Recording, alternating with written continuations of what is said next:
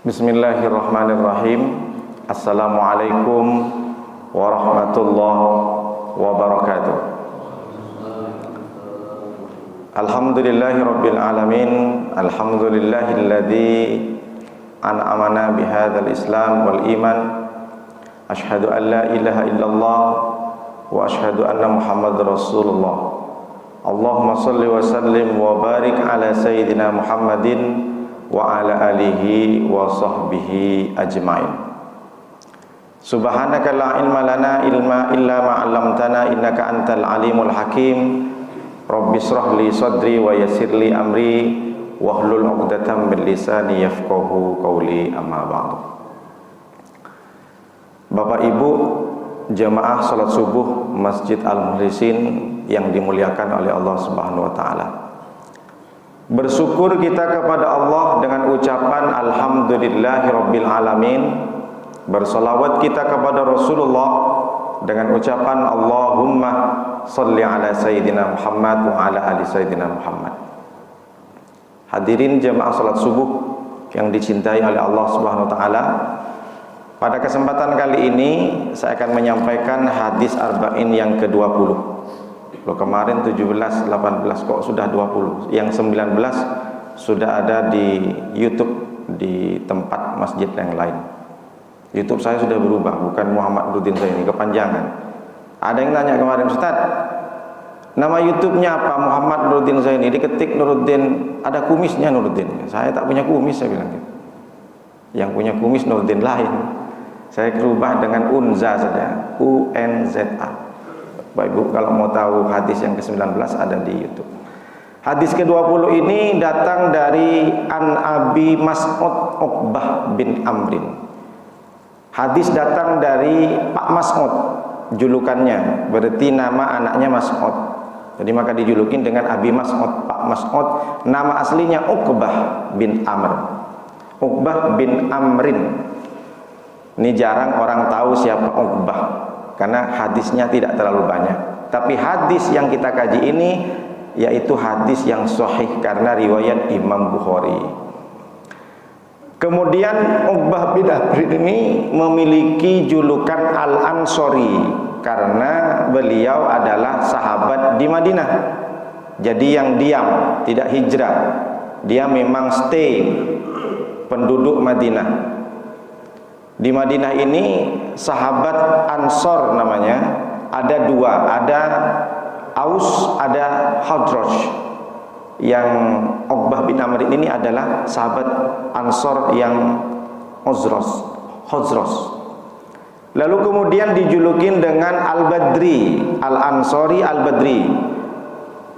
Uqbah bin Amr ini dijulukin Al-Badri karena ikut perang Badar. Perang Badar terjadi pada tahun kedua Hijriah. Perang yang paling besar, mengakibatkan banyak korban juga, dan juga mengakibatkan musuh-musuh juga terkapar. Terjadi pada tahun 2 Hijriah. Dan beliau tinggal di kampung Badar 150 km dari Madinah. Kita yang tak sempat perang, mudah-mudahan dengan mengkaji hadis ini insya Allah kita ketemu dengan sahabat Nabi Uqbah bin Amr. Luar biasa sahabat zaman dahulu, perjuangannya dengan Nabi sehingga Allah memberikan julukan, memberikan predikat status jabatan langsung dari Allah, radhiyallahu anhum wa radu'an, diridhoi oleh Allah. Kalau orang diridhoi oleh Allah, masuk ke surga lewat pintu mana saja terserah, suka-suka kita. Nah, kalau kita tidak diridhoi oleh Allah, kita tengok dulu. Kalau sholatnya baik, berarti masuk ke surga lewat pintu sholat. Kalau sedekahnya bagus, berarti masuk surga lewat pintu sedekah. Tapi kalau namanya sahabat, terserah, suka-suka. Mau lewat belakang, lewat depan, lewat samping, silahkan kata Allah, masuk ke surga. Makanya Uqbah bin Amr ini salah satu sahabat yang luar biasa dahsyat perjuangannya. Beliau tidak mati syahid karena memang menang, banyak jatuh korban musuh dari tangan Uqbah bin Amr. Beliau ditugasin ketika zamannya Sayyidina Ali jadi wali kota di Kufah. Kufah ini kota di Irak. Salah satu ulama yang besar pentolan dari Irak itu Nu'man bin Sabit. Kalau dibilang Nu'man bin Sabit orang tak paham. Tapi kalau dibilang Imam Abu Hanifah atau Imam Hanafi, oh Imam Hanafi, Nu'man bin Sabit. Beliau ketika menjabat, kesibukannya bukan menumpuk harta, kesibukannya bukan asik nak nyuruh-nyuruh orang, tapi justru memerdekakan budak. Memerdekakan budak itu kalau dikurus sekarang seharga 60 juta. Dengan kekuasaannya, dengan tangan yang bisa memberikan kewenangan, dibebaskanlah budak-budak pada zaman beliau di Kufah di Irak. Dan itu memerdekakan budak ini pekerjaan yang mulia. Orang melanggar sumpah, artinya dia menyatakan sumpah palsu, maka dia harus bayar kafarat. Dia melakukan sesuatu yang salah tapi dia bersumpah, saya tak melakukan demi Allah, demi Rasulullah. Tapi pada kenyataannya dia bohong. Maka kalau ketahuan di pengadilan, dia harus membayar dendanya, kafaratnya, sanksinya, memerdekakan budak. Begitu juga memerdekakan budak ketika bersedekah. Budak itu termasuk salah satu dari 8 asnaf. Wa innamas shadaqatu lil fuqara wal masakin wal amilin 'alaiha wal mu'allafati qulubuhum wa fir riqab. Riqab termasuk salah satu orang yang berhak mendapatkan zakat di bulan puasa Ramadan. Lalu kemudian Uqbah bin Amr ini, beliau orangnya gigih dalam perjuangan sehingga digelari oleh sahabat yang lain salah satu keberanian dari sahabat Nabi yang bisa menjatuhkan lawan sampai 10 orang sekali tebas, Uqbah bin Amr. Jadi jangan dikira sahabat Nabi ini hanya sekedar menyampaikan hadis, menulis hadis Rasulullah, tapi juga dia berjuang. Makanya luar biasa predikat dari Allah, karena beliau-beliau ini sahabat-sahabat berjuang di samping Nabi ketika Nabi dibenci, ketika Nabi dicaci maki, ketika Nabi Muhammad SAW bahkan diteror mau dibunuh. Kita apa kira-kira, masa kita mau minta surga lewat pintu mana saja? Sejauh mana kita berkorban untuk Nabi Muhammad, sementara mereka berdarah-darah berjuang ketika Nabi Muhammad dibenci luar biasa. Misalkan sekarang bapak-bapak mendukung tokoh, entah itu mau calon dewan, calon presiden, tapi tokoh itu sangat dibenci oleh banyak orang, bagaimana perasaannya? Ada yang mendukung sembunyi-sembunyi, ada yang mendukung terang-terangan, sudah tidak usah diragukan lagi Ustaz Royan di media sosial. Nah, kalau saya termasuk orang yang penakut Ustaz. Kalau Ustaz Royan mana ada penakut, di-share aja semuanya. Nah, ini luar biasa. Nah, ketika itu juga sahabat, bagaimana sahabat banyak diancam oleh musuhnya, kalau kau masih sama Muhammad, jangankan lehermu, anak bayimu kupotong juga lehernya. Bagaimana ancaman itu? Tapi mereka tidak pernah gentar mendukung orang yang dibenci. Kalau sekarang orang, ada tokoh, ada ulama, ada habaib yang dibenci oleh masyarakat orang, oleh masyarakat, oleh warga, pasti dibilang kalau dia memang baik, kenapa orang lebih banyak benci? Orang melihat secara nyatanya, padahal yang benci juga nggak benar. Kalau memang Allah itu memberikan kemuliaan kepada orang ini, kenapa dia dibenci di mana-mana? Jadi dikira orang dibenci di mana-mana, dianggap dilaknat oleh Allah. Nabi Muhammad kurang apa lagi? Satu kota, satu negara benci, sampai hijrah Nabi Muhammad SAW. Yang benci bukan orang, pamannya sendiri, atuknya sendiri, bukan atuknya, paman-pamannya. Ini kan luar biasa. Jadi kadang orang menilai ini ustadz tak benar nih, karena di mana-mana ditolak dia. Dakwah di sini ditolak, berarti tak benar. Ini salah kadang orang pemikiran. Jadi sok tahu. Nah, Uqbah bin Amr ini meriwayatkan hadis yang sedemikian rupa luar biasa. Hadisnya ini cuma 5 kata saja, 5 kalimat kalau dalam bahasa Arab.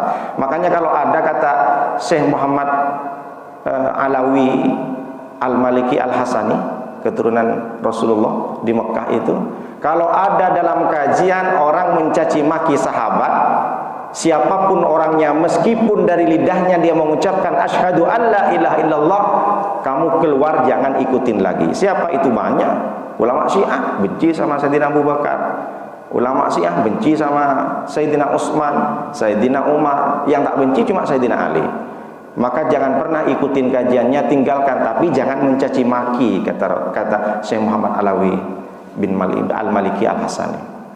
Makanya Rasulullah mengatakan, la tasubbu ashabi, janganlah engkau mencaci maki kepada sahabatku.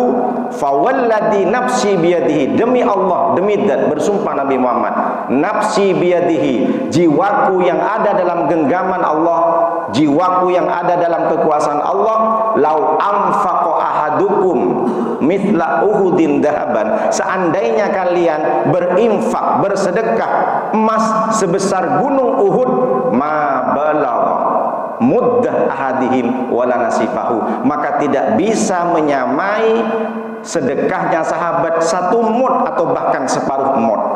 Maksudnya gimana Pak Ustadz? Sahabat bersedekah satu mud 7 on, atau separuh mud berarti 3 on saja beras. Lalu kita bersedekah emas sebesar gunung Uhud, maka tidak bisa menyamai pahala yang disedekahkan oleh sahabat. Dari saking besarnya semua yang mengikat kepada sahabat, karena luar biasa. Jadi kita bersedekah sebesar gunung emas, sebesar gunung Uhud 1 emas, dibanding dengan sahabat bersedekah 1 on, 3 on saja, tak bisa menyamai pahalanya. Ini kan luar biasa. Maka jangan pernah tasubbu, jangan pernah mencaci maki. Lalu bagaimana hadisnya? Innama adrakun nasu fi kalamin nubuwatil ula idza lam tastahi fasna masyita, rawahul Bukhari. Kata Rasulullah, inna mimma adrakun nasu fi kalamin nubuwatil ula, sesungguhnya kalimat-kalimat kata-kata yang ditemukan oleh manusia fi kalamin nubuwatil ula, dari beberapa kalimat kenabian zaman dahulu, ada kalimat satu yang hilang.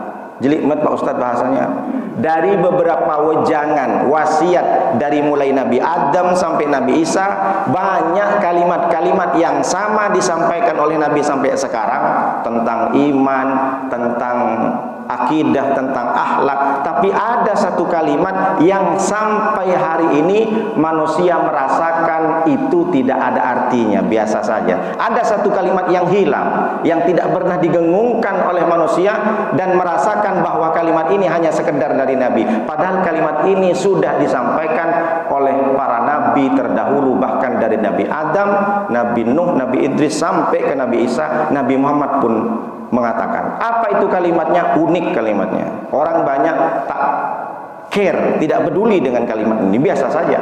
Idza lam tastahi fasna masyita, ada 5 kalimat. Jika engkau tidak ada rasa malu, fasna masyita, silahkan kau lakukan sesuka hatimu. Ini berarti kalau diambil judulnya malu, tentang malu. Malu orang dianggap biasa saja. Oh, ini bukan rukun Islam, ini bukan rukun iman, ini bukan rukun sholat, ini bukan rukun wudhu. Malu, biasa malu, karena nggak nampak. Tapi dibahas oleh Nabi bahwa kata-kata, kalau kau tak ada rasa malu dalam hatimu, silahkan kau sesuka hatimu, kau lantak-lantak aja lah. Kalau kau tak ada malu, wahai manusia, kata Rasulullah, silahkan kau perbuat sesuka hatimu di muka bumi ini. Jadi kalimat ini sudah ada dari zaman Nabi, tapi sempat hilang di peredaran, di circle, kalau bahasa sekarang, di circle emak-emak, di circle bapak-bapak, di circle milenial, sempat hilang kata-kata ini. Apa maknanya? Dari hadis ini, bahwa malu karena Allah salah satu adalah risalah kenabian, bukan hanya sekedar dari Nabi Muhammad, bahkan ini datang dari Nabi Adam alaihi salam. Artinya apa Pak Ustadz? Malu karena Allah. Berapa banyak orang tidak ada rasa malu? Memang ada rasa malu dalam hatinya, tapi malunya salah. Kenapa kau nggak pakai jilbab, wahai anak gadis? Kenapa kau nggak pakai hijab? Aduh, malu saya Pak Ustadz, saya kan masih gadis. Nanti tak dibilang selebeo katanya. Nanti tak dibilang gaul saya Pak Ustadz kalau saya pakai jilbab. Kenapa? Wahai anak muda, nggak ikut kajian. Saya kan masih muda Pak Ustadz, mati masih lama. Malunya malu salah. Memang tak ada rasa malu, merasakan dia merasa malu, tapi malunya salah. Berapa banyak orang malu, tak ada malu, malunya hanya kepada manusia. Misalkan begini, berapa banyak perempuan-perempuan sudah tua pun malu terlihat jelek, di depan orang lain. Akhirnya apa? Dipasang semua make up 2 inci, setebal 2 inci. Berapa banyak orang sudah tua, perempuan-perempuan di sana pakai you can see. Kamu bisa lihat, ada baju you can see, berarti nampak keteknya dia kan. Atau dibilang tank top, setelah diangkat nengok keteknya macam leher onta. Udah umur 70 masih bergaya, main TikTok lagi. Pak Ustadz nengok, enggak, kadang lewat saja. Ada nenek-nenek TikToknya luar biasa, tak malu kepada Allah. Dia malu berdandan pakai make up, hanya takut tak dibilang cantik sama manusia. Tapi dia tak malu kepada Allah. Sudah tua, tidak ingat umur kata orang. Bahkan pakai lipstik pun setebal 4 inci. Kan udah tua, dipasang kadang turun ke bawah dia, udah tak lengket lagi. Malu kepada manusia tapi tak malu kepada Allah SWT. Makanya ada satu hadis dari Rasulullah SAW. Kata Rasulullah, al-imanu bid'un wa sab'una syub'atan. Iman itu seperti pokok pohon kayu, seperti pokok kayu yang besar, lalu kemudian dia memiliki akar ke bawah, menjulang, menancap, menghujam ke tanah dengan kokohnya, satu akar. Pohon iman, artinya iman kata Rasulullah seperti pohon, lalu kemudian punya akar satu yang menancap ke bawah, menghujam ke tanah, kokoh. Lalu kemudian wasab'una syu'batan, dia memiliki 70 cabang. Ini iman diibaratkan seperti itu. Berarti kalau punya akar yang kuat, kalau bangunan itu punya cakar ayam namanya istilahnya. Jadi ini punya akar yang kuat sampai menghujam ke paling dasarnya bumi dan mencakar langit. Ada 70 sab'una syu'batan, 70 cabang. Berarti iman ini Rasulullah mengibaratkan dia kokoh. Kalau pohon sudah kokoh, punya cabang 70, punya akar yang sangat kuat ke bawah, berarti dia tidak bisa terombang-ambing. Begitu juga manusia mestinya punya iman yang kokoh seperti pohon, maka tidak menjadi abu-abu dia. Diajak ke diskotik, oke. Diajak pengajian, oke. Berarti kan imannya terombang-ambing. Berarti seperti apa Pak Ustadz kalau pohon terombang-ambing? Ada pohon yang bisa ikut angin kemana, sudahlah dia ngambang di air, kemana ikut. Eceng gondok, kalau di Jakarta namanya eceng gondok. Dia pohon juga, tanaman juga, tapi dia tak punya pendirian, dia tidak kokoh. Ada angin ke barat, dia ikut ke barat. Ada angin, waktunya dia diam-diam. Maka jangan seperti eceng gondok. Manusia kalau punya iman kokoh, sekali tidak, sekali haram. Jangan, oh ini kan begini Pak Ustadz, bolehlah itu, boleh karena ini untuk kebaikan. Lalu kemudian kata Rasulullah, fa'afdaluha, paling utamanya pohon ini, paling tingginya pohon ini, qaulu la ilaha illallah. Paling utamanya iman, paling tingginya iman mengucapkan kalimat la ilaha illallah. Wa adnaha, dan paling rendahnya iman, kata Rasulullah diibaratkan dengan pohon, imatatul adha anit tariqi, menyingkirkan bahaya kerikil paku di jalan, membersihkan halaman rumah, menyingkirkan paku. Biasa kan ada anak muda pagi-pagi habis jogging, diambil magnet, diambillah semua paku-paku di jalan itu. Akhirnya dapat sampai 1 kilo paku. Ditanya, anak muda kok ngapain kamu bawa magnet? Saya mau ambil paku, karena mengambil paku di jalan termasuk paling rendahnya iman. Dari hadis ini Bapak Ibu tahu, iman tidak hanya sekedar ngaji aja dalam masjid. Iman itu tidak hanya sekedar sholat aja, tapi menyingkirkan batu kerikil, membersihkan pekarangan rumah, membersihkan sesuatu yang berbahaya di lingkungan masjid juga termasuk iman, pahalanya besar. Tapi kok banyak paku di jalan Pak Ustadz? Tahu sendirilah kita siapa yang pasang. Biasanya kalau banyak paku di sini, sebelah situ ada tembel ban kan? Berarti tahulah siapa yang nyebarin paku. Saya tak bilang kalau itu yang nyebarin paku. Imatatul adha anit thoriq, menyingkirkan bahaya di jalan termasuk paling rendahnya iman. Tapi Rasulullah menyebutkan keunikan, wal haya'u syu'batun minal iman, dan malu itu termasuk cabang daripada iman. Nah, ini hadisnya harus disampaikan, syu'batun minal iman. Jadi hadis ini unik. Rasulullah menyampaikan iman itu seperti pohon yang menjulang tinggi, punya akar satu menghujam ke tanah, lalu kemudian dia punya tangkai 70, tapi ada satu tangkai Nabi tidak menyebut tangkai yang lain. Ada satu tangkai syu'batun, cabang daripada pohon iman itu adalah al-haya, malu. Kalau diibaratkan seperti ini, Pak Ustadz saya punya murid banyak. Oh, di mana? Saya punya pondok pesantren, Pak Ustadz. Iya. Santri saya 1000, Pak Ustadz. Dari sekian 1000 ini ada yang paling pintar, Pak Ustadz. Tiap tahun dia dapat juara. Namanya Om Bedi misalkan. Tapi ada, Pak Ustadz, dari 1000 ini yang paling bandel, namanya Nuruddin misalkan. Nah, jadi disebutkan yang paling pintar Pak Bedi, yang paling bandel, yang paling nakal Nuruddin. Ini pasti orang kalau nggak pintar, nakal, pasti terkenal di sekolah, di pesantren. Tapi ada, Pak Ustadz, satu orang dia tidak pernah juara. Dia juga tidak bandel, biasa-biasa saja. Orangnya diem, biasa saja, Mas, tak menonjol. Tapi ternyata saya kaget, Pak Ustadz, malam-malam, setiap malam ternyata dia dari jam 2 sudah bangun sholat tahajud. Setelah tahajud, Pak Ustadz, seluruh pondok itu dibersihkan. Seluruh mushola, masjid, tempat-tempat di mana santri nongkrong dibersihkan, Pak Ustadz. Luar biasa, tak ada yang tahu, Ustadz. Ini unik, Pak Ustadz, santri ini. Berarti yang unik ini adalah iman, al-haya. Karena Nabi menyebutkan dengan unik. Memang dia tidak pintar, memang dia juga tidak bandel, biasa saja, tapi ternyata amalnya luar biasa. Sama dengan Nabi mengatakan paling tingginya iman adalah la ilaha illallah. Jelas, orang kalau mati dengan mengucapkan la ilaha illallah, surga, tak usah dihisap lagi. Berapapun dosanya, kalau ketika husnul khatimah, satu kali nafas terakhir dicabut malaikat maut, la ilaha illallah, masuk surga. Mudah-mudahan kita mati dalam keadaan mengucapkan la ilaha illallah. Gampang gak bacaan la ilaha illallah, Bapak Ibu? Tidak perlu berkedip, tidak perlu menggerakkan bibir dan lidah. Coba diam saja bibir, la ilaha illallah. Tapi kalau sekali ngomong Batam harus bergerak, Batam. Ada nggak orang bilang Batam bibir tak bergerak? Batam, Aisyah, Batam. Tapi mengucapkan la ilaha illallah, bibir tetap bisa. Begitu gampangnya orang mengucapkan la ilaha illallah ketika hidup, tapi ketika dia mau mati, satu nafas kali terakhir dicabut, susah orang kadang ucapkan la ilaha illallah, tak bisa lagi karena amalnya sudah tidak bisa.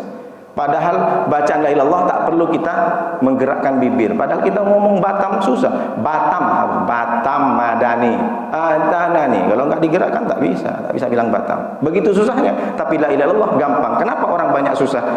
Karena amalnya. Yang paling rendah itu adalah menyingkirkan. Tapi satu ada yang unik kata Rasulullah, al-haya syu'batun minal iman. Lalu kalau dibahas hadis ini, yang pertama, kenapa orang harus malu? Yang kedua, di mana letak malu? Yang ketiga, kenapa orang jadi malu? Dan yang terakhir, apa ciri-ciri orang malu? Sebenarnya kalau dibahas sampai 12 ada, ini 4 saja. Yang pertama, kenapa orang harus malu? Karena malu sebagian dari iman. Karena malu syu'batun minal. Kalau dia sujudnya baik, kalau dia tahajudnya banyak, sedekahnya banyak, tapi tak tahu malu dia orangnya, belum beriman sempurna, belum sempurna imannya. Tak tahu malu. Malu seperti apa, Pak Ustadz? Berapa banyak orang beribadah tak malu sama Allah karena dia tidak pakai adab, tidak pakai akhlak. Mohon maaf, bukan saya menyinggung. Baru selesai main futsal, berkeringat, sudahlah kaosnya kaos futsal, celananya celana futsal, Allahu Akbar. Yang kanan kiri, kok bau anyep-anyep, keringat, bau kete, sholat, enak kali deh. Yang penting nutup aurat, Pak Ustadz. Adab, bro, akhlaknya pakai, guys. Malu bukan masalah fikih. Orang fikih halal haram, sah nggak sah, itu fikih. Ada orang ilmu tentang bagaimana matematika, faraid, ahli waris, tapi malu ini bagian dari akhlak, dari akidah. Berapa banyak orang sholat tidak sama dengan ketika kantor. Kalau masuk kantor sudahlah pakai dasi, pakai parfum, sepatu disemir. Tapi ketika sholat, Allahu Akbar, sudahlah kaos compang-camping, padahal bukan tak punya kaos, pecinya miring-miring. Bukan saya menyinggung, berarti dia tidak ada malu kepada Allah. Kenapa? Karena dia tidak memakai akhlak dalam. Kalau hanya sekedar orang berilmu, Fir'aun ilmunya tinggi. Ada sekarang orang bikin piramida seperti zamannya Fir'aun. Bagaimana piramida tingginya itu? Sekarang orang bikin masjid aja susah, pakai harus besi banyak, belum lagi arsitekturnya, piramida yang sebegitu besarnya punya estetika yang tinggi. Fir'aun bukan tak pintar, luar biasa pintarnya, tapi Fir'aun tidak pakai adab, dia merasa sombong. Jadi kalau ada penguasa pintar, kaya, jadi raja, jadi presiden, jadi gubernur, tapi tak punya adab, panggil saja on, mau kemana on?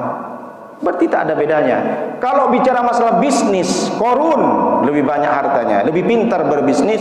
Dari saking kayanya Korun, kalau ada bapak-bapak datang ke gor misalkan gali tanah, ada peti emas, diangkat peti emas sama gelang cincin kalung, orang pasti bilang ini harta Karun. Padahal Karun mati di Afrika Utara, tapi tetap sampai Indonesia, sampai ke Batam dibilang harta Karun. Begitu kayanya. Tapi karena Korun tidak punya akhlak, dia merasa paling kaya. Memang tidak mengaku Tuhan, tapi dia merasa lebih kaya, lebih banyak hartanya, sehingga mati dalam kesombongan, terakus dengan hartanya.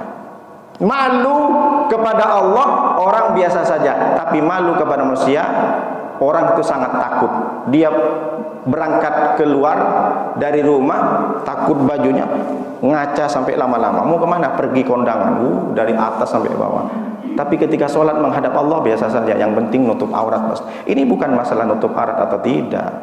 Makanya yang pertama, kenapa orang harus malu? Karena malu bagian dari iman. Lalu di mana letaknya malu? Malu itu apakah kalau orang malu dia menundukkan matanya, menundukkan kepalanya, berarti malu di mata atau di kepala? Tidak, salah. Kalau ada orang malu terus pipinya merah, apakah ketika anak kecil pipinya merah dia malu? Apakah malu itu di pipi? Tidak. Dulu kalau di kampus saya kan dulu masuk ke mahasiswa pecinta alam. Kalau pergi ke kemah itu kan apa lagunya? Soleram, soleram, soleram anak yang manis. Anak manis janganlah dicium sayang. Kalau dicium merahlah pipinya. Apakah kalau orang malu pipinya merah, malu itu di pipi? Tidak.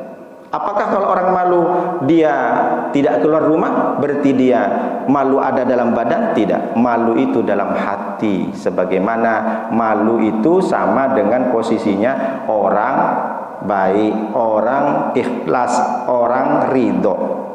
Begitu juga sebaliknya, orang benci di mana? Di hati. Apakah orang benci dia teriak-teriak? Enggak. Ada orang benci diam-diam aja, merengut aja. Apakah benci itu di mata? Tidak, di hati. Di hati ini tempatnya iri hati, dendam, tak suka sama orang. Kemudian sebaliknya juga yang baik, ikhlas, ridho, menerima takdir Allah, sabar dengan ujian, selalu bersyukur dalam hati. Bayangkan kalau Allah tempatkan malu itu di mata, atau bahkan hati ini nampak ada rasa malu, pasti bapak Nuruddin itu cuma ngomong aja, padahal banyak tuh rasa malunya, nggak tahu malu dia. Bayangkan coba hari ini kalau saya ngomong tiba-tiba nampak nggak tahu malu saya dalam hati ini, saya apa nggak ketawa? Saya ceramah, takutlah wahai jemaah kepada Allah, dekatkan diri kepada Allah, ngomong aja keras-keras, dia aja tak punya malu. Kalau nampak, bersyukur kita rasa malu, rasa benci, rasa iri tak nampak karena ada dalam hati. Ditutup dengan tulang, ditutup dengan daging, ditutup dengan kulit. Tak ada rasa malunya. Bersyukur kepada Allah. Hari ini Nuruddin bukan karena dia pintar dipuji oleh orang, bukan karena dia dibilang ustaz, tapi hari ini kau Nuruddin dipuji orang karena Allah tutupin aibmu. Bukan karena kau pintar Nuruddin. Hari ini kau disanjung-sanjung, dipuji-puji, di-like-like misalkan sama orang karena berceramah, bukan berarti kamu baik, bukan berarti kamu mulia, karena hari ini aibmu ditutup oleh Allah. Siapa yang tak punya aib? Nabi Adam punya aib. Gara-gara makan buah huldi diusir dari surga. Buah huldi bukan haram. Ibu-ibu nanti masuk surga silahkan makan buah huldi. Cuma Nabi Adam dikasih ujian sama Allah, jangan deketi. Kau silahkan makan apa saja di sini Adam, tapi jangan deketin. Bukan jangan makan, hanya jangan deketin. La taqraba. Jangan dekati pohon itu wahai Adam. Ini sampai makan, bukan berarti buah huldi haram. Diuji oleh Allah, bisa enggak Adam? Ternyata enggak. Jadi kalau kita merasa ada tak punya dosa, tak punya aib, salah. Makanya ada orang mencari kawan tapi dia yang tak punya aib tak bisa punya kawan. Jadi man talaba akhon bila aibin, kata Rasulullah, barang siapa mencari kawan tak punya aib, baqiyah bila akhin, maka dia selamanya tak punya kawan. Karena setiap kawan kita, sahabat kita pasti punya aib. Hari ini karena ditutup oleh Allah. Bersyukur, berterima kasih kepada Allah karena aib kita tidak tampak. Berapa banyak masa lalu yang kelam dalam kehidupan kita. Bukan berarti saya suudzon, saya juga begitu. Karena aib saya ditutup oleh Allah Subhanahu wa ta'ala. Jadi letak malu di mana? Di hati. Ala inna fil jasati mudghatan idza saluhat salahal jasatu kullu wa idza fasadat fasadal jasatu kullu ala wahyal qalb. Lalu kemudian yang ketiga, kenapa orang jadi malu? Kenapa orang jadi malu? Karena orang kenal. Dulu saya bersama dengan kakek saya yang kiai itu, jalan ke rumah sakit, kebetulan mau jenguk saudara. Saya biasa bawa kopi. Ada foto saya dengan kakek saya yang kiai itu, bawa kopi segini, kopinya kopi tanpa gula. Jadi bawa setiap kali kemana saya bawa botol kopi dari botol sirup. Masuk ke rumah sakit. Masuk ke rumah sakit, ke pavilion pertama, ada orang ngerokok, kakinya diangkat sampai bulat-bulat, biasanya ngerokok. Asik betul ya. Kakek saya masuk itu biasa aja dia, santai aja, malah begini-begini. Kenapa dia tak malu sama kakek saya? Karena dia nggak kenal. Lalu kemudian masuk ke pavilion yang kedua, ada ternyata dia pernah nyantri, dia pakai celana pendek. Ada kakek saya masuk, langsung panik dia, langsung panik. Ininya celananya ditarik ke bawah. Saya pun, wah ini tak bisa ditarik ke bawah. Saya mikir gini ya, sempat ditarik terus, yang di atas copot pula nanti, saya bilang gitu. Panik dia, takut. Kenapa dia takut dan panik? Karena dia kenal. Kok ada kiai saya? Orang bisa punya rasa malu karena kenal dengan orang.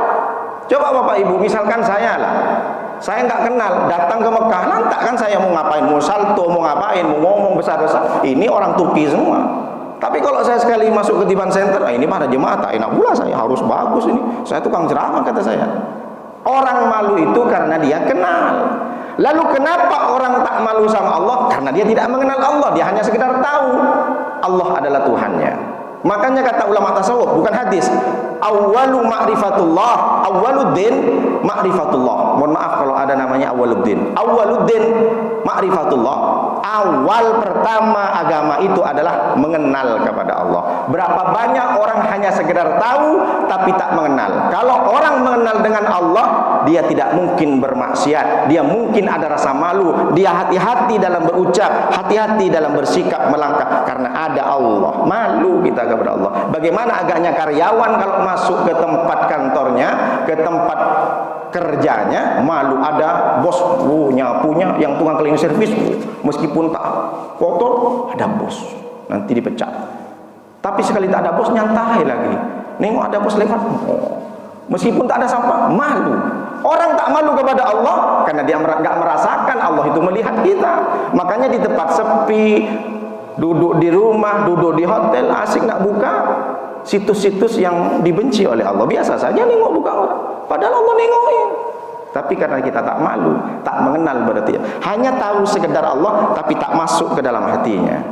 Oleh karena itu, makanya dari kecil kita diajarkan wujud, qidam, baqa, ada 20 sifat. Wujud Allah ada, qidam, baqa, mukhalafatul hawadis, sampai basiron kaliman, kebasiron mutakalliman, sampai terakhir. Itu 20, tapi ada orang-orang yang tak percaya, tak mau mempelajari yang 20. Dia hanya Quran hadis, Quran hadis. Kalau tak ada di Quran, kalau tidak ada hadis, tak boleh, bid'ah.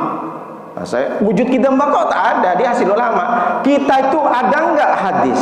Rukun salat 13 tak ada dalam hadis. Tapi ulama yang menciptakan dengan ijtihad, dengan ilmunya, bahwa rukun salat ada 13. Rasulullah tak pernah rukun salat ada 13, tak ada. Perkara yang membatalkan salat ada 5. Rasulullah terpisah-pisah, salat saja terpisah. Ketika kamu ruku baca subhanallah wa bihamdi, hadis ini. Hadis yang satu, ketika tahiyat kamu baca. Tak ada hadis Nabi yang bilang arkanus shalah salasata asyar, rukun salat ada 13, tidak ada hadis itu. Siapa yang menciptakan? Ulama. Ulama dari mana? Dari hasil pemikirannya. Makanya pengambilan hukum bukan hanya sekedar Quran dan hadis. Makanya madhab saja ada berapa? Yang kita tahu mungkin 4, banyak madhab yang masyhur. Imam Hanafi, Imam Maliki, Imam Syafi'i, Imam Hambali. Ada juga madhab yang lain.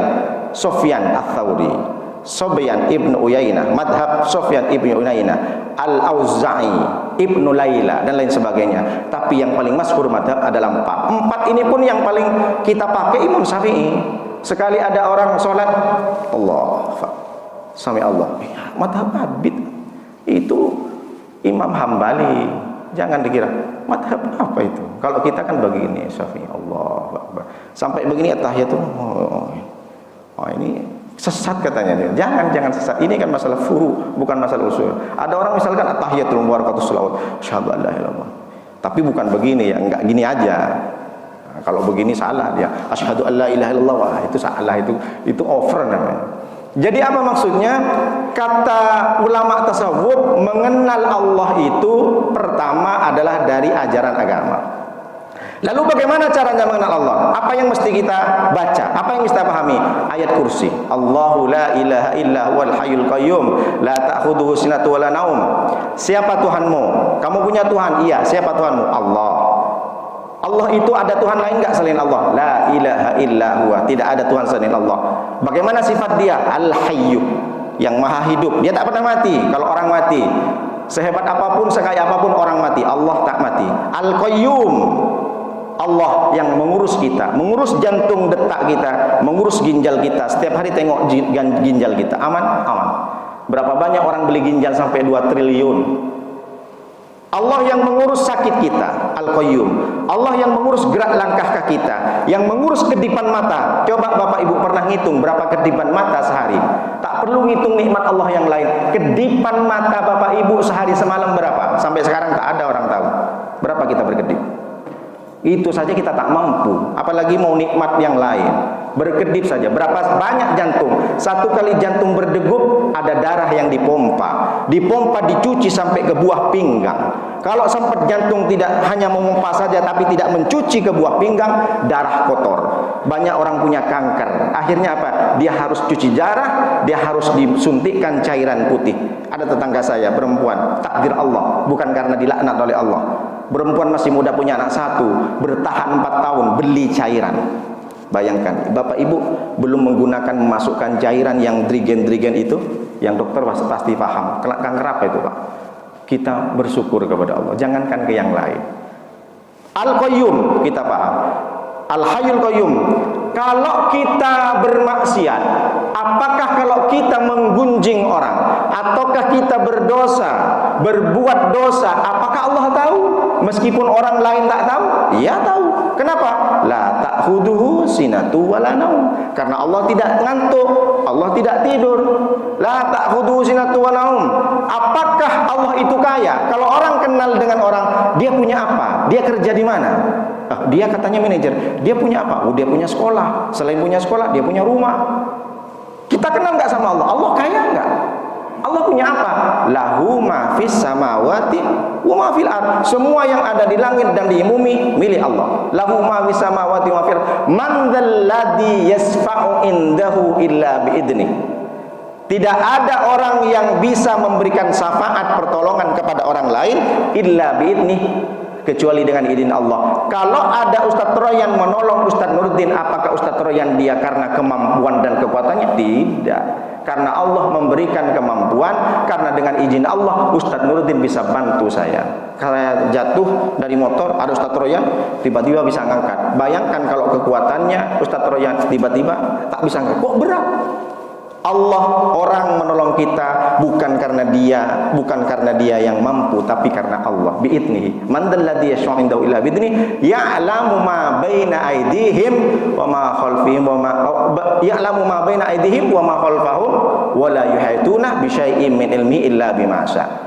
Apakah Allah tahu dengan apa yang ada di depan kita, di belakang kita? Allah tahu dengan ilmunya, kita tak tahu. Tahu nggak kita masa depan kita mati di mana? Tahu nggak kita nanti kita sakit apa? Akhir daripada hidup kita, apakah di jalan, apakah di masjid, apakah kita ngaji luar? Kita nggak tahu. Wa ma khalfahum, dan masa lalu Allah tahu sampai sekarang. Jangan kau tutupin. Kalau ada dosa yang kau belum tobat, tobatlah. Jangan tutup-tutupin dengan kebaikan, tapi berserah diri kepada Allah, ngaku di depan Allah. Jangan ngaku di Facebook, jangan ngaku kepada suami, ngaku sama Allah. Ya Allah, dulu saya pernah mengutil, dulu saya pernah mengambil sandal, dulu saya pernah memakai baju tak izin, dulu saya pernah memakai motor tak izin. Berserah diri kepada Allah, karena Allah tahu semua. Wala yahituna bi syai'in illa bima syaa' wasi'a kursiyyus samawati wal ardh. Kekuasaan Allah itu sampai di mana? Gubernur Kepri kekuasaan sampai di mana? Hanya di Kepri saja. Kalau dia datang ke Jawa Tengah nggak ada artinya, karena dia gubernur di Kepri. Tapi kalau Allah wasi'a kursiyyus samawat, kekuasaan Allah langit dan bumi, semua alam semesta sampai galaksi. Allah berarti Allah wala yauduhu hifdhuhuma wa huwal aliyul adim. Berarti Allah tidak sulit, tidak berat hifdhuhuma, mengurusi langit dan bumi, karena Allah hanya tinggal mengatakan innama amruhu idza arada syai'an ayyakula lahu kun fayakun. Tak sulit bagi Allah, wala yauduhu hifdhuhuma, tak berat bagi Allah untuk bisa membalikkan bumi ini. Ada LGBT, ada berapa banyak orang, hanya dikasih gempa sedikit saja orang sudah panik. Allah bukan tak bisa hari ini Batam ditungkep dengan laut, selesai. Tapi Allah biarkan dulu manusia agar dia punya kesempatan untuk bertobat kepada Allah Subhanahu wa taala, karena kemuliaan Nabi Muhammad sallallahu alaihi wasallam. Jadi kita nih sampai sekarang tak disiksa sama Allah. Berapa banyak bahkan di LGBT ini, di Kepri kalau nggak salah, yang tinggi angkanya di Indonesia. Na'udzubillah min dzalik. Bukan tak bisa Allah berikan siksa, tapi Allah ulur karena kemuliaan Nabi Muhammad sallallahu alaihi wasallam. Karena kita termasuk umat Nabi Muhammad, tidak akan ada alam semesta ini kalau bukan karena Nabi Muhammad. Tidak akan ada surga kalau bukan karena Nabi Muhammad. Tidak akan ada neraka kalau bukan karena kemuliaan Nabi Muhammad sallallahu alaihi wasallam. Karena Nabi Muhammad adalah kecintaan Allah Subhanahu wa taala. Maka tidak ada kita, tak ada anak kita, tak ada nenek moyang kita kalau bukan karena alasan Allah menciptakan Nabi Muhammad sallallahu alaihi wasallam. Perbanyak baca selawat. Kalau ayat kursi ini kita pahami dengan baik, masuk ke tangkai jantung, menghujam ke hati, jangankan orang yang mau menyihir kita baca ayat kursi, orang yang meneror kita baca ayat kursi, hantu pun juga takut sama kita. Makanya kalau ruqyah kita baca ayat kursi. Tapi kadang setan, bro, kamu kenapa ketawa? Ada setan di bacaan kursi ketawa, dia kikik, bukan takut. Ditanya sama setan yang lain, "Tan, kok kenapa ketawa? Kan dia bacaan kursi." "Gimana aku takut?" Yang baca pun macam hantu juga kelakuannya, macam setan juga dia. Jadi kalau ada orang baca ayat kursi tapi tetap masih digoda dengan setan, jangan salahin setan, jangan salahin ayat kursinya. It's not about the gun, but the problem is the man behind the gun. Ini bukan masalah tentang senjatanya, tapi masalah adalah the problem is the man behind the gun, orang di belakang senjatanya. Karena imanmu lemah, karena perbuatanmu juga masih buruk. Berapa banyak ayat kursi kau ucapkan, tapi berapa banyak kau sumpah serapah diucapkan di lidah. Berapa banyak kau sudah baca zikir, tapi kamu masih bolong-bolong sholatnya. Maka Allah tidak mau. Makanya setan dibaca di kursi tak lari dia, karena perbuatan kita. Kalau kita ingin mengenal Allah, berarti kita mesti harus fahami ayat kursi. Sampai sekarang Bapak Ibu, kalau belum paham dengan arti ayat kursi, pulang ke rumah baca betul-betul, kalau perlu hafalkan. Jangan hanya sekedar baca kalimat Arabnya saja, tapi pahami apa sih makna ayat kursi ini, lalu masukkan ke dalam hati. Kalau itu tanamkan dengan baik, insya Allah sihir, orang yang mau guna-guna kita, mau pelet-pelet kita, ditendang oleh Allah Subhanahu wa taala dengan izin Allah, karena kita paham dengan ayat kursi itu. Makanya mengenal Allah itu mesti kita harus pahami dengan baik. Yang terakhir apa ciri-ciri orang malu? Ciri orang malu adalah salah satunya dia takut kepada Allah. Ciri orang malu dia lisannya masih sehat, dia berzikir kepada Allah, isi dengan berzikir kepada Allah. Karena Allah menyediakan satu neraka khusus bagi orang yang karena telinganya tak mau mendengar. Berapa banyak orang itu dia banyak ilmu, tapi nengok kajian subuh malas. Itu terus yang disampaikan. Pusing aku, panas kuping ini. Apa kata Allah di surat Al-Mulk ayat 10? Wa qalu law kunna nasma'u aw naqilu ma kunna fi ashabis sa'ir. Nauzubillah. Kata orang-orang itu yang sudah masuk ke neraka sa'ir, seandainya law kunna nasma'u aw naqilu, seandainya aku dulu waktu hidup, aku mendengar kajian, aku mengikuti khotib, tidak ngantuk. Karena orang sekarang tuh kalau banyak orang insomnia, Pak Ustadz saya tak bisa tidur, gampang kalau mau tidur, ikut dengerin khotib pasti 5 menit kemudian apalagi dingin, takutlah kepada Allah. Orang banyak tidur ketika khotib. Bukan di sini, di luar sana. Pasti ngantuk, kecuali orang teriak-teriak. Jadi ketika kita dia mendengar tausiah, mendengar khutbah, orang masih mau mendengar itu, maka selamat. Au nasmi'u au naqilu. Dulu saya tidak mau mendengar nasihat. Dulu tidak saya mau mendengar tetangga untuk mengajak saya pengajian. Au naqilu, saya tak pernah memakai pikiran saya. Maka apa kata orang yang sudah masuk ke neraka sa'ir? Ma kunna fi ashabis sa'ir. Akhirnya aku masuk dalam neraka sa'ir. Jadi orang neraka sa'ir ini adalah disiapkan neraka bagi orang yang tak mau mendengar nasihat. Bahkan Allah sudah menyampaikan di surat Al-A'raf ayat 179, walaqad dara'na jahannama katsiran minal jinni wal insi. Sesungguhnya aku isi neraka jahanam itu kebanyakan dari manusia dan jin. Siapa dia? Siapa isi neraka jahanam? Lahum qulubun la yafqahuna biha. Dia punya hati, tapi hatinya tak pernah untuk berbicara dan membuka memahami ayat-ayat Allah, kekuasaan Allah. Walahum a'yunun la yubsiruna biha. Dia punya mata, tapi enggan, tidak mau dia menengok ayat Al-Quran, tidak mau menengok kekuasaan Allah, tidak mau bertasbih kepada Allah. Walahum adanun la yasma'una biha. Dia juga tidak mau mendengar perkataan. Apa kata Allah dilanjutkan? Ini ngeri sedap nih. Ulaika kal an'am. Kalau ada orang seperti ini, dia tidak bedanya dengan hewan ternak. Balhum adol, dan bahkan lebih hina dari hewan ternak. Jadi kalau ada orang lelaki sehat, perempuan sehat, tak mau ikut pengajian, malas mau dengar nasihat, matanya tak mau nengok Al-Quran, hatinya juga tidak mau membuka untuk membaca dan memahami kekuasaan Allah, maka dia seperti hewan ternak. Balhum adol. Maknanya apa Allah memberikan hewan ternak? Karena hewan ternak sama dengan kita makan, hewan ternak tidur, kita tidur. Kalau ada orang mengatakan nikmat hidup itu adalah makan, kucing pun makan, dia punya nikmat hidup. Kalau ada orang mengatakan nikmat hidup itu adalah tidur, kelelawar pun tidur siang hari juga. Kalau ada orang mengatakan nikmat hidup itu adalah bertenaga, karena kita kuat, karena kita nge-gym, gajah lebih bertenaga. Kalau ada orang mengatakan nikmat hidup bekerja, punya gaji, monyet pun bekerja setiap hari monyet. Karena nikmat hidup yang benar adalah dia selalu berzikir kepada Allah dan takut kepada Allah, serta dibarengi rasa malu kepada Allah SWT.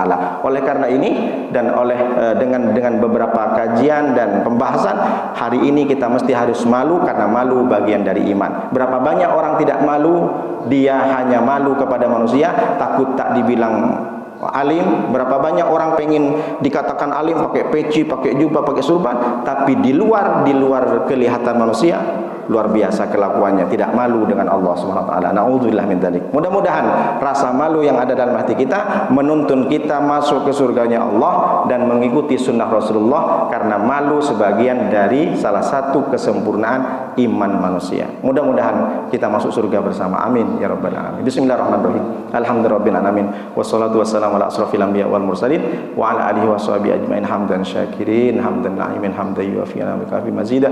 Ya rabbana lakal hamdu kama bagi rijadalik wa azim sultanik. Allahumma salli wa sallim wa barik ala sayyidina Muhammadin al-fatih lima ulika wal khatimi lima sabaqa nasiril haqqi bil haqqi wal hadi ila siratikal mustaqim wa ala alihi haqqa qadrihi wa miqdaril azim. Allahumma yassir wa la tu'assir, sahil umrana umur din wa dunya wal akhirah. Bismillahilladzi la yadurru ma ismihi shay'un fil ardi wa la fis samai was samiul alim. Hasbunallahu wa ni'mal wakil, ni'mal mawla wa ni'man nasir. Wa la haula wa la quwwata illa billahil aliyyil azim. Allahumma aslih lana dinana alladzi wa ismatu amrina, wa aslih lana dunyana allati fiha ma'ashina, wa aslih lana akhiratana allati fiha ma'adina, waj'al hayata ziyadatan lana min kulli khairin waj'alil mawta rahatan min kulli syarrin. Allahumma rabbana atina fid dunya hasanah wa fil akhirati hasanah wa qina adzabannar. Subhanaka rabbika rabbil izzati amma yasifun wa salamun ala mursalin walhamdulillahi rabbil alamin. Al-Fatihah. A'udzu billahi minasyaitonir rajim. Bismillahirrahmanirrahim. Alhamdulillahi rabbil alamin arrahmanir rahim maliki yaumiddin iyyaka na'budu wa iyyaka nasta'in ihdinas siratal mustaqim siratal ladzina an'amta 'alaihim ghairil maghdubi 'alaihim waladdallin. Amin. Demikian Bapak Ibu, mohon maaf kalau ada kata-kata yang menyinggung, dan kalau benar datang dari Allah. Hadanallahu ilaikum ila thariqil mustaqim. Wassalamualaikum warahmatullahi wabarakatuh.